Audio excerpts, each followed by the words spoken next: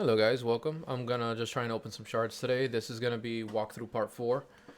This is just gonna be telling you a little bit more about the game and trying to show you some things that you should look for when you're looking at champions. First things first, let's grab this. Did I do this? Oh, I did do this. Sometimes I forget, since the clan boss is not something that I prioritize right now because my champions are weak. So let me update you on what I've done so far. Let me show you. So I ate my level 50 what is she called? War Maiden. I don't recommend you do this, but since I'm recording this for YouTube and stuff, sometimes I'm gonna cut a little corner, especially as a free to play account.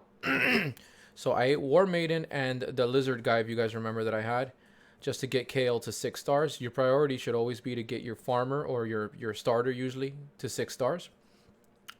So I decided to get him to 6 stars. So I ate those two rares because, one, they're not useful. Two, I'm sure I'll pull them again at some point. But aside from that, I will not be eating any other rares that I don't have a duplicate of. So I ate a bunch of rock tooths and a bunch of this guy because they were farmable.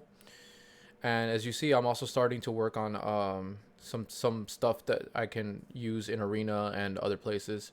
So I'm working on her, War Maiden, and Spirit Host, as well as Hyria, I think is her name. I can't remember her name. Hold on. Hyria. So these are just some of the champions I'm going to be working on, and I'll tell you a little bit more about them real quick. So let me show you why War Maiden is pretty good. So attacks one enemy, has 30% chance of placing poison. Useless. It's 2.5%. It's really not that much. It doesn't matter. Attacks one enemy, places 50% increase buff on this champion. Again, not that useful because it's only on one person. And places an extra hit if it's critical. That's the only thing that's kind of useful, is that she'll get a double hit if it's critical, which is something you can control for the most part. And this is the reason she's a decent rare. Attacks all enemies, has a 75% chance of placing 60% decreased debuff for 2 turns. So what you would have happen is you'd have her be one of the first people on your lineup in arena, go first, lowers their defense, and then you can have KO come in with his acid rain and beat the shit out of everyone. So that is one of the reason that you want to use that, because it's called like a nuke team. And the reason Spirit Host is useful is, one, she has a speed aura, 10%. It's not huge, but at the beginning of the game when you guys have nothing, 10% in all battles is pretty useful. So the speed aura, so you'd put her first, and then her aura would activate. Usually you're going to use your Kale or whoever your starter is at the beginning because it's the only aura you got. But so hers is pretty useful, and she is farmable as well as War Maiden. So you can pull her like that. Attacks one enemy, heals by 50%. That's whatever. Places, sorry, let's look at this one. Places a 50% increased attack buff on all allies for 2 turns. So what you would have happen is have War Maiden go and her go. Probably her go first, and then War Maiden to decrease the defense. And then she also cleanses, she removes debuffs, which is pretty useful. So let me explain to you why some of the moves that I'm talking about are good and are bad. Attacks one enemy, heals 50%. It's not that this is good or bad, it's that this is just whatever. It hits one person, heals herself, so it doesn't really do anything out of the normal. Every champion does at least the attacks one enemy. Heals just gives a little bit of sustain, but you can do that with lifesteal, so it's not the best. This ability right here places a 50% increase buff on all allies for 2 turns. That is actually really good, okay, because it's buffing everyone 50%. So that, I mean, I don't think I even have to explain that, to be honest with you. Now, the other thing that's good about it is you see it says 4-turn cooldown here, but if you book this, it'll become a 3-turn cooldown. So this is actually a really useful ability, and it's a very short time, so you can have it up again and again fairly quickly. And this one, remove all debuffs on all allies, places a block debuffs on allies for 1 turn. This is on a long-term cooldown because she's a rare, and this is a pretty ridiculous ability. So it's really good because removes all debuffs. We call this a cleanser. So pretty much if your opponent's been putting a bunch of weakens, debuffs, weaken, poison, all that bullshit, she just comes in with this one move and gets rid of all of it, and then places a block debuff so that they can't put any debuffs on your team for 1 turn. So these two are part of a comp that I think I saw Chosen make. Use them two, and I think Diabolist. Yeah, because Chosen, I recommend him. He's a decent YouTuber. I tend to watch his stuff. But and he made a pretty much a basic arena team that can usually get you to at least gold, and they're all based on farmable champions. Let me show you this. First of all, also I finally completed hard mode. I got all the stars, so I got a sacred, which I'm gonna pull today as well. So you see what we mean by farmable champions. It means you can actually grab her from here with enough luck. It does take a lot of luck. It could take 100, 200 even before you can pull one, and it might be this guy instead of her. But so she's really useful as well because attacks one enemy, useless, right? Attacks all enemies, places a 30% increased speed buff on all your allies for 2 turns. So as you can see, this is pretty good. 3 turns, and you're gonna get a speed boost, speed buff. Sorry, not speed boost, and it attacks all enemies. That's always nice. And then this one fills the turn meters of all allies by 15%. Decrease the turn meter of all enemies by 15%. So this is the real big one because it manipulates turn meter, and that's probably one of the most strong abilities in the game. Okay. So you'd have her go first. Sorry, I'm going through this now with you guys. I never did this kind of comp before. I just kind of put my best champions forward. That's how I've always played. But this is a faster way to get you somewhere if you think about it. So if you have her go first, then she fills the turn meter of all your allies and decreases the turn meter. So you have her be fast, and she has a really good base speed of 105, so that's a good thing to work with. And then you can have Spirit Host buff with the attack, then War Maiden hits with the decreased defense, and then you have your nuker, as it's called, pretty much your hardest hitting AoE person, beat the shit out of everyone. I always forget where the other two are, but they are in here somewhere.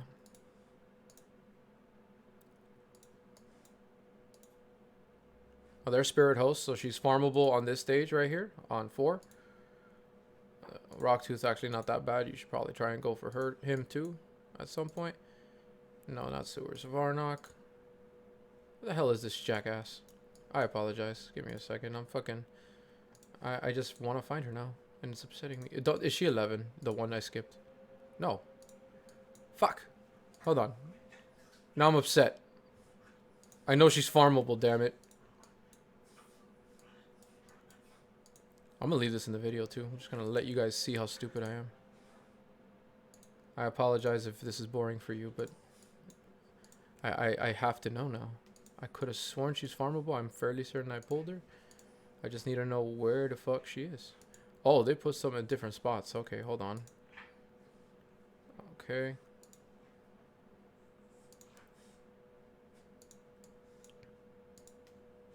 Okay, so she was here the whole time. I'm just an idiot because who the fuck puts a rare and then a couple uncommon and then like put the rares together? How stupid is this? Yes, I'm an idiot too. I understand. I'm a fucking moron. But come on, that's dumb as shit. That's just poor optimization. Anyways, just ignore my stupidity. So let's pull these and let's talk about events and what you should be doing with your shards. First of all, what I'm about to do, I don't recommend. But at the beginning of your account, sometimes you got to break the rules because you want more champions to work with, right? So first of all, let's talk about this. If you click this info icon right here, right, it tells you what are the chances of getting each certain thing. Now, normally ancients are 91.5, 8, and 0.5% chance, respectively, whatever, to get the certain, to get a rare, epic, legendary. So sometimes Plarium will hold a ×2 event where a certain one of these will be ×2. So now this goes down, and then now it's a 16% chance to get an epic and a whole 1% to get a legendary. Now that's not a lot, of course, but what you got to understand is why the hell would they want to give it up? And, that's their moneymaker. Because then people get addicted to this loot box system and try to buy more booster packs, like Pokemon. And they're going to want to try and make their money. And here's another thing I want you guys to understand, because I used to do this. Void shards. I understand that some people are not as stupid as I am, but maybe some of you are. No offense. So when I first started this game, and I'm talking for fucking months after, I thought ancients. I didn't click this icon because I don't care about information, right? You skip the tutorial like an idiot. I thought Ancients had a great chance of rares, and then you had a very small chance of these two. I thought a Void had a better chance at Epics, and then a okay chance at Legendaries. And then I thought a Sacred. But no, that is not the case. Voids only give you Void style champions. So let me show you what I mean by that. Okay. So you see that little purple, I didn't have to pull it off for that. I'm an idiot. All right. Either way. So you see the little purple icon? They are not weak or strong to anything. So they're very valuable in that sense. The only way to get them is these shards, which is why these are rarer than ancient shards. But if you notice, obviously not right now because of the ×2 event, but these two have the same chance. So the void shards are the equivalent of an ancient shard, except that they only drop void champions. Okay, so that's something to note. All right, and here's the percentages. So please understand that if you notice, even sacred shards only has a 6% chance of a legendary. So more than likely, as a running joke with Rage and some of my other friends in the Raid community that I hang out with, it's probably going to be a 4-star chicken as you get later in the game. Because as you get later in the game, you're going to have all the epics, no legendaries, and yeah. Either way. So let's get started. I'm just going to pull this right now. Just fucking rip the band-aid. Let's see what we get. So as I said, we got an epic. Ooh, Jarek. All right, so let's talk about Jarek and why he's useful. And where he's useful. Because something I should start trying to do is explain to you the skills, why I consider them useful. Some people may be different in their opinion. I'm a different person. You know, that's just how it goes. So this is Jarek. He's an epic. So, you know, that's already sadness. You know, you want a legendary from your sacred shards, but that's not always the case. Attacks one enemy. As I said before, that's basic shit. No one gives a fuck. Has a 35% chance, can be boosted to, 60%, of placing a 50% decreased attack debuff for 2 turns. The reason this is so valuable is because one of the best places to get rewards is Clan Boss. And Clan Boss is a singular target. So he's one of the few places where you're okay with having attack one enemy, right? And decreasing that fat bastard's attack is very valuable because he hits hard as fuck. So, and the fact that this is on A1, which means his first turn, the one that doesn't have a cooldown. So the reason this is so valuable is because he can do this every 1, 2, 3 turns, right? And as needed, right? So that's very, very valuable because that means that attack down will never drop, right? You'll always have it on him, which means effectively he'll be doing 50% less damage, roughly. Yeah, obviously there are different scalars and stuff in the game, so, but you know, it speaks for itself.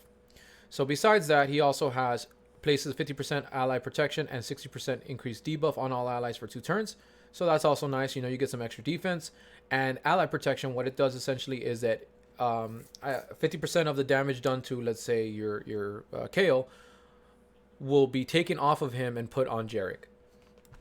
So you want to build him very tanky so that he can take all of that damage and still live. And then he has a little passive. We have an ongoing joke that he's a quote-unquote healer because someone said that once. He's not a healer, of course, but places a 15% continuous cooldown on an ally for 1 turn whenever an ally loses 20% of their max HP, which is also valuable if you don't quite have healers yet. I mean, he's not a healer, but you know, that's a nice bonus ability. And then he also has an aura, increases ally HP in all battles for 33%. So if you pulled him, which I just did, you may want to replace Kale with him as your lead if you want HP percent. Obviously, you prefer speed or defense, but this will do if you don't have either of those. All right, let's pull our void, see what we get. Okay, we got a rare. Ooh, wow, we got fucking cold out. My words are not happening. I apologize.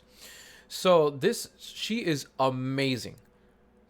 Please understand how amazing she is, and I will show you what I mean in a minute. Also understand, though, that she's practically fucking useless, in my opinion, early game. But she is very valuable later, so, and I'm going to explain why. Attacks 4 times at random. Each hit has a 25% chance. Oh, I don't know why I read this one. All right, sorry. Attacks 4 times at random. Each hit has a 25% chance of placing a 100% heal reduction debuff for 2 turns. This is very valuable for Fire Knight, because Fire Knight, when you get to him, he has a shield that pretty much fucking makes it so that 99% of the damn damage you do does nothing to him. And it lasts for 10 ticks, I guess you could say. So you have to hit him 10 times to break that shield and then beat the shit out of him. But every turn, he gets it back. And he heals himself. So this move right here hits 4 times, so that's already a good thing. If you build up her speed enough, she can do that 1 to 2 times before he even gets to go. That's 8 ticks right there on her by herself, right?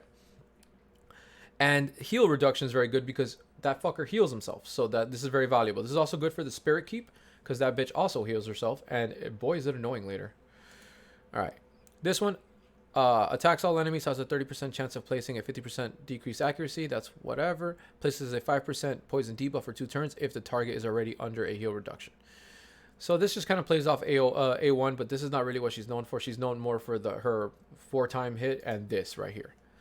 Attacks one enemy, decreases the target's turn meter by 100%, has an extra 30% chance of inflicting a critical hit, and I'll explain what that means. Damage increases according to enemy max HP. So the reason this is so valuable is because it's based on max HP. So let's say you're fighting the clan boss who has a shit ton of HP. This does more damage because it scales based on that, right? Now the clan boss has something in place to stop that damage from going nuts, but Spider does not. Now, the one thing you got to understand is that early Spiders, the HP is not big enough for this to matter, okay? So this is more useful for like Spider 16 and up. Like she's a part of my Spider 20 team, if you guys have seen, and one of my random videos that I did on my main account, I use her as a part of my nuke setup for Spider to beat him in 20 seconds, Spider 20, the last one. And the fact that there's an extra 30% chance of inflicting a critical hit means that you only need to get her crit rate up to 70% for this move. And honestly, these moves don't matter in terms of scaling. She's a rare. Her scale, well, that's not always the case. Rare doesn't mean much. I apologize. Let me rescind that statement.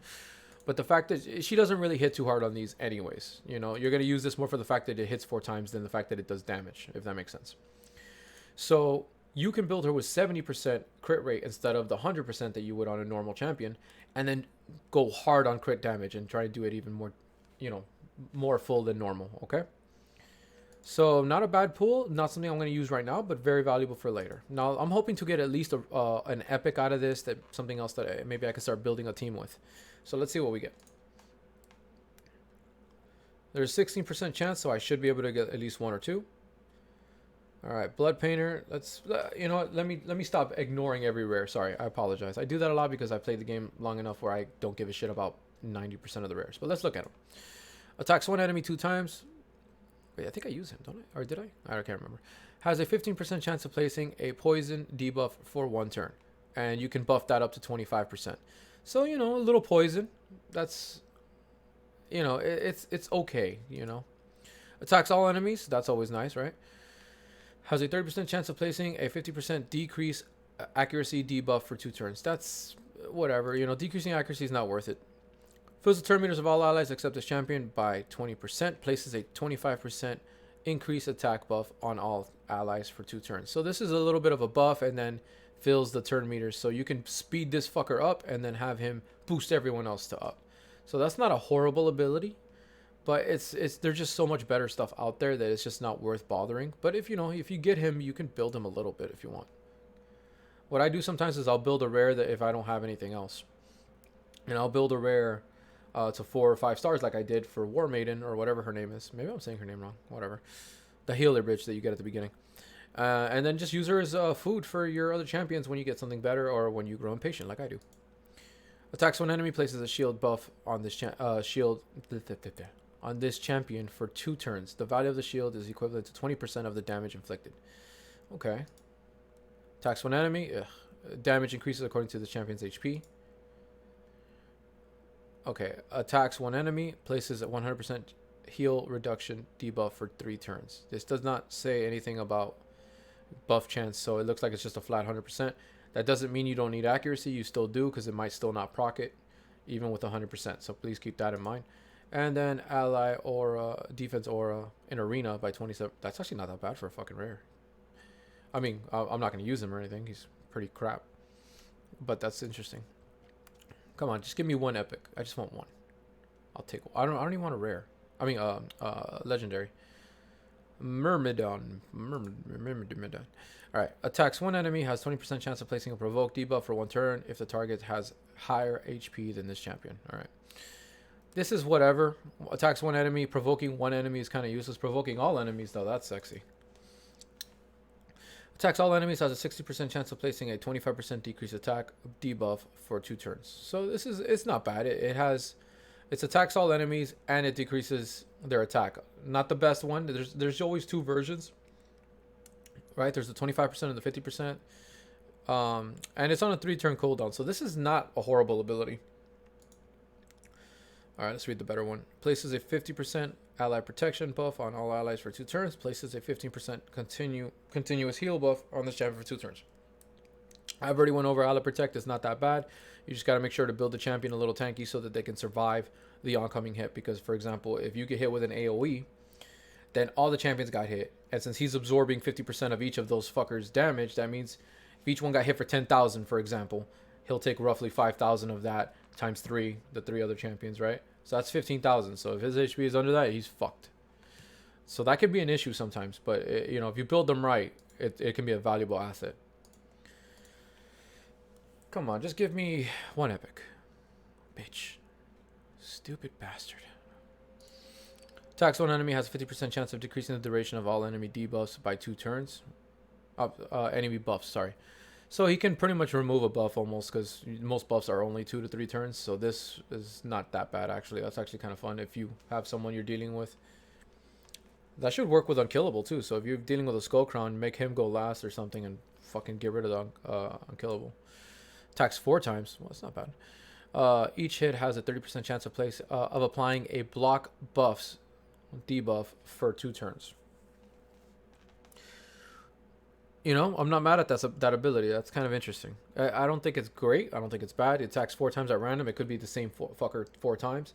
And has a small chance of applying a block buffs, which means he can't get healed, can't get this, that. Well, let me phrase that. He can't get continuous heals because it blocks the buff. He could get healed still, technically. Places a block debuffs and a counterattack buff on this champion for 2 turns. Also places a 15% continue buff on this champion for 2 turns. Why didn't you just put this over here and shorten the fucking sentence? This is not a bad ability. It's just the only problem is self-targeting. It's only just him. But, it'll keep him alive as well as have him hit anyone that thinks about hitting him. So it's not a horrible ability. Not the worst rare in the world. But, again, I'm looking for great. I'm looking for greatness. There we go. That's a fucking epic. Are you fucking kidding? Yes. Okay. Let's talk about him. He's a sexy bitch. He's one of the best epics in the game. He's gone down a little bit because there's been some new epics around that have been doing his job similarly, like Sepulcher and Stag Knight and stuff like that. But that doesn't devalue the fact that he's fucking awesome. Attacks 1 enemy 2 times. That's already sexy, right? Hitting more than once, at least. If you're gonna hit only 1 fucking target, at least hit more than once. Each hit has a 40% chance of placing a 50% decrease attack debuff for 2 turns. Damage inflicted is proportional to defense. This is valuable for several reasons. 1, it's 2 different chances to land the 50% decrease attack. Remember I was speaking about Jarrig earlier? This is a better version of that, essentially. And he has a 50% chance when you buff him with epic books. It's a shame I just put my epic books into Shaman just because I wanted to get through some story stuff. I should have waited, and that's where impatience fucks you in the booty hole. Either way, you live and you learn, right? And I'm gonna tell you my mistakes so you don't do them. So this move already is amazing, and the fact that he's a defense champion, which means his attacks are based on defense. This is a mistake I made. Do not soup up. Let's get out of here real quick. Stop it. So do not soup up your attack so much, because I focused on this first because my brain was like, oh, the attack is the best. No, you want to focus on accuracy because that's going to help you have less gear on your champions that focus on it. You want to focus on defense, HP, because that helps you survive. If you have attack only and he's a glass cannon, you better hope that fucker killed everything, and sometimes that's not the case. Oh wait, let's go back to Tyrell. Sorry. All right, so now this ability attacks all enemies, has a 75% chance of placing a 60% decrease defense debuff for 2 turns. If the target is under a decrease attack debuff, it will place a sleep debuff for 1 turn. Damage inflicted is proportional to defense. So the second part is not so wow, it's okay. It can be good if you have an AoE decrease attacker go before him, and then this might actually sleep them all as well, so that could be a fun strat if you want. But that's not what you use him for. Use him for this. has a 100% chance when you book him to place a 60% decreased debuff, which is the big version. So he has the big version of decreased attack and the big version of decreased defense. That's two of the big things you want on a clan boss team. So he's perfect for clan boss. Also, it hits decent. It's a pretty good hitting ability. I used him to clear Nightmare campaign. Just he's really good. Attacks one enemy, decreases the target's turn meter by 50%. If the attack fully depletes the turn meter, it will place a stun debuff for 2 turns. 2 turns, that's fucking nuts. And damage inflicted is proportional to defense. So this ability it's okay. It's not horrible. The decreased turn meter is pretty good. It hits one enemy, but this hits fucking hard. Okay? So that's another reason it's valuable. If you want to just like, all right, this one guy is pissing me off, or they have a reser, you want to use this ability on that reser, and hopefully it'll nuke him and kill him. Let me see if I show you. See, look, I had a feeling. So look, as you can see, like 4.9, 4.8, 4.8, like he's fucking good. There's a couple places where he's not as good, and luckily they do show that. Some people just rate him 5 on everything, it looks like, but he is like really, really good. So this is already a good pull. This account's starting to shape up. And that's something else I want to do. I want to mention here as a disclaimer almost, is that you got to understand that even though I'm doing a walkthrough, that doesn't mean it's going to be the same. Some things are going to take longer than others. Like I ended up getting clan boss champions right now and a universal champion in Tyrell. That's not always going to happen. Some people might get better or worse stuff. Like my OPS 3 account, actually, I don't think he attacked clan boss yesterday. Whatever. My OPS 3 account is a free to play as well, and I actually pulled Lysandra and Tyrant, which are 2 legendaries, and they're both really good legendaries. Like, what are the chances of that happening? It's just luck based. You know, like I could have pulled all 6 of these and got no epics. So let's pull this last one. It's probably gonna be a rare. All right, let's see. Another. Wait, no, this is different. Is this? Yeah. Attacks one enemy, has a 20% chance of placing a 30% decreased defense. Debuff for 2 turns. It's whatever. It's okay. The fact that the A1 has something else is nice. Yeah, if you're gonna use anyone that has a basic A1, at least have to do something useful. You know, if it's gonna attack only one enemy and one time, at least have it do something. So I guess I can say that's not horrible. Attacks one enemy, places stun debuff for 1 turn if the target's current HP is lower than this champion. That's kind of cool because you can work with that. You can, boost his HP to the max as much as you can, and then try and have that proc. Alright, attacks one enemy, removes 2 random buffs from the target. So this gets rid of a couple buffs. The only issue here, well, the big issue here, it's not even the only one, but the big issue is that these all are singular target, and honestly, you don't want that almost ever.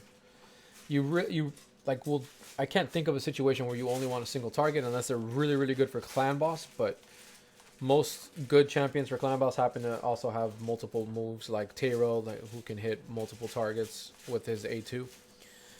And accuracy in arena, 40%. So yeah, he's kind of shit. Let's also pull 10 mysteries, because why the fuck not? These I don't really care about. I'm not even going to bother with these. Alright, so I think that was that. Oh, my friend told me how to show you guys the ability. Remember before I was getting stuck here, you have to go to upgrade and then you can click here.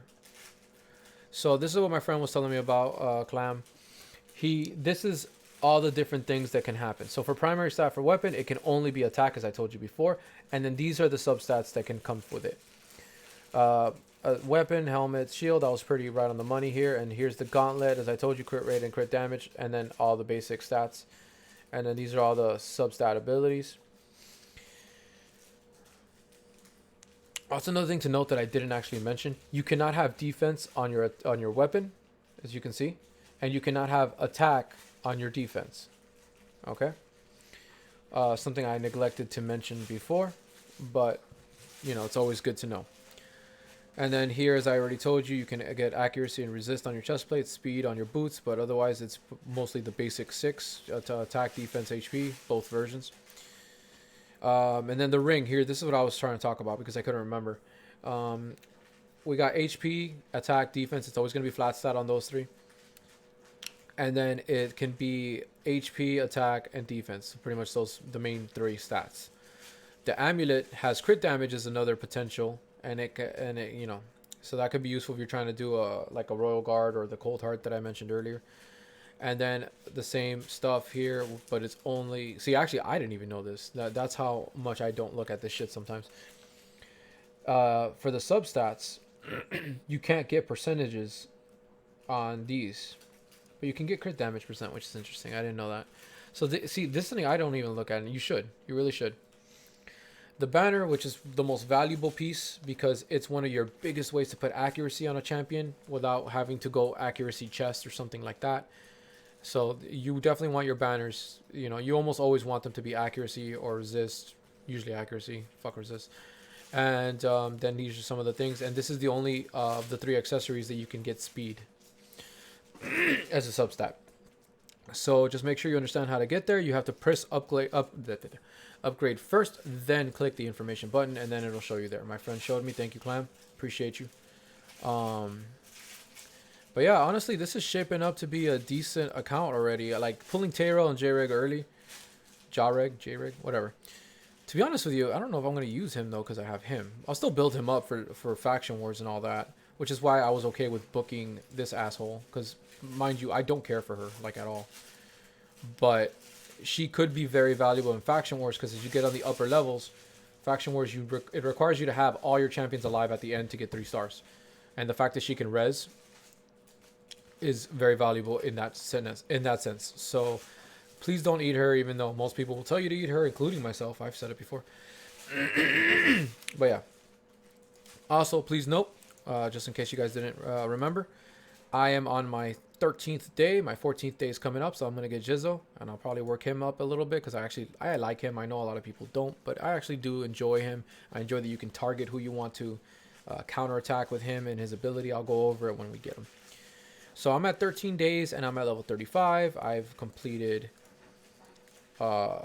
normal and hard, and that was essentially with the champions that are given to you. So it is doable to get this far at the very minimum. Granted, I know what I'm doing, so I know where to put my stuff. Also, the mine, just so you guys understand, is at 2 out of 3 right now. I almost had enough to do the 3rd one, but I decided to waste gems on buying a couple extra ancients because I wanted to take advantage of this ×2 event, which is the best time to use your shards.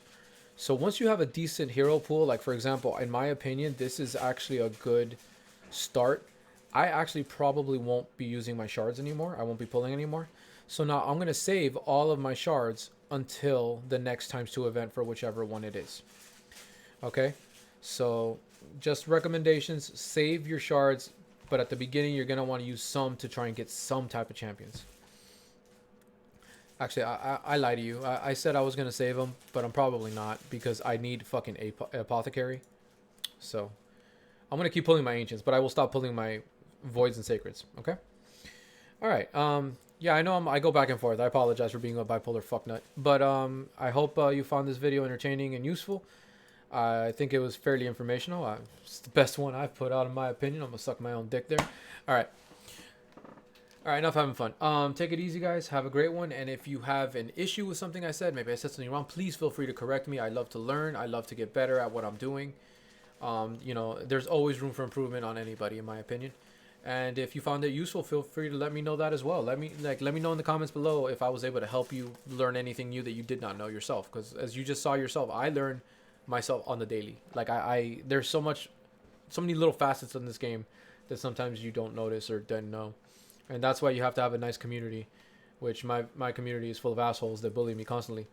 But they have good knowledge. You know, it's good to pick their brains. All right. Take it easy, guys. Have a great one, and I'll see you in the next one. Bye.